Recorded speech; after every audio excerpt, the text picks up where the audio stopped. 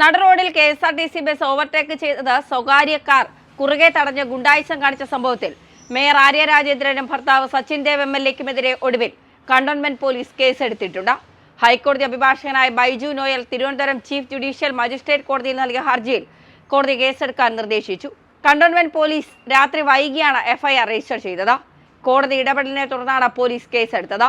ഇതോടെ മേയറും ഭർത്താവായ എംഎൽഎയും നടറോഡിൽ നടത്തിയ അഭ്യാസ പ്രകടന സംഭവത്തിൽ CPM-ഉം അവരെ രക്ഷിക്കാൻ ശ്രമിച്ച പോലീസും നാണം കെടുകയാണ്.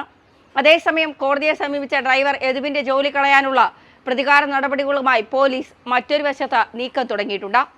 ഗതാഗത തടസ്സമുണ്ടാക്കി, ജോലി തടസ്സപ്പെടുത്തി, പൊതുജനങ്ങളുടെ സഞ്ചാര സ്വാതന്ത്ര്യം തടസ്സപ്പെടുത്തി തുടങ്ങിയ കുറ്റങ്ങളാണ് മേയർ ആര്യ രാജേന്ദ്രൻ, ഭർത്താവ് സച്ചിൻ ദേവ് MLA, കണ്ടാൽ അറിയാവുന്ന മറ്റു 3 പേർ എന്നിങ്ങനെ പ്രതിപട്ടികയിലുള്ളവരുടെ പേരിൽ ചുമത്തിയിട്ടുള്ളത്. ഡ്യൂട്ടി തടസ്സപ്പെടുത്തിയതിന് ഡ്രൈവർ യദു പരാതി നൽകിയെങ്കിലും പോലീസ് കേസെടുക്കാൻ തയ്യാറായിരുന്നില്ല. മേയറും കുടുംബവും ഒരു തെറ്റും ചെയ്തില്ല എന്നായിരുന്നു ആദ്യം മുതൽ CPM സംസ്ഥാന സെക്രട്ടറി MV ഗോവിന്ദൻ ഉൾപ്പെടെ പറഞ്ഞിരുന്നത്. പോലീസ് കേസെടുത്തതോടെ പാർട്ടി നേതൃത്വം തീർത്തും വെട്ടിലായി. ഇതിനിടെ കഴിഞ്ഞ ദിവസം യദു നൽകിയ ഹർജി കോടതി ഫയലിൽ സ്വീകരിച്ചിരുന്നു. ഇത് കോടതി പരിഗണിച്ചു. ഈ സാഹചര്യത്തിലാണ് യദുവിനെതിരെ പ്രതികാര നടപടിയുമായി CPM പിന്തുണയോടെ പോലീസ് ഇപ്പോൾ രംഗത്ത് വന്നിരിക്കുന്നത്. മേയറുമായി തർക്കമുണ്ടായ ദിവസം ബസ് ഓടിച്ചുകൊണ്ടിരിക്കെ യദു 1 മണിക്കൂറോളം ഫോണിൽ സംസാരിച്ചു അത്രേ. ഇതാ KSRTCക്ക് റിപ്പോർട്ടായി നൽകി എങ്ങനെയും യദുവിന്റെ ജോലി കളയാനാണ് പോലീസ് നീങ്ങുന്നത്.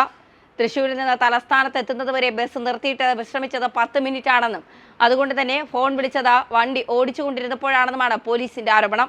ഈ ഗുരുതര കുറ്റം ചൂണ്ടിക്കാട്ടി KSRTC റിപ്പോർട്ട് നൽകി താൽക്കാലിക ജീവനക്കാരനായ യദുവിനെ ജോലിയിൽ നിന്ന് പിരിച്ചുവിടാനാണ് MLA, മേയറും പോലീസും കണക്കുകൂട്ടുന്നത്. അതിനിടെ ബസ്സിലെ CCTV ക്യാമറയിലെ മെമ്മറി കാർഡ് കാണാതായ സംഭവത്തിലും പോലീസ് അന്വേഷണം യദുവിലേക്ക് തിരിക്കാനായിരുന്നു നീക്കം. എന്നാൽ കണ്ടക്ടറുടെ ചോദ്യം ചെയ്യലിലൂടെ ചില നിർണായക വിവരങ്ങൾ പുറത്തു വന്നിരുന്നു.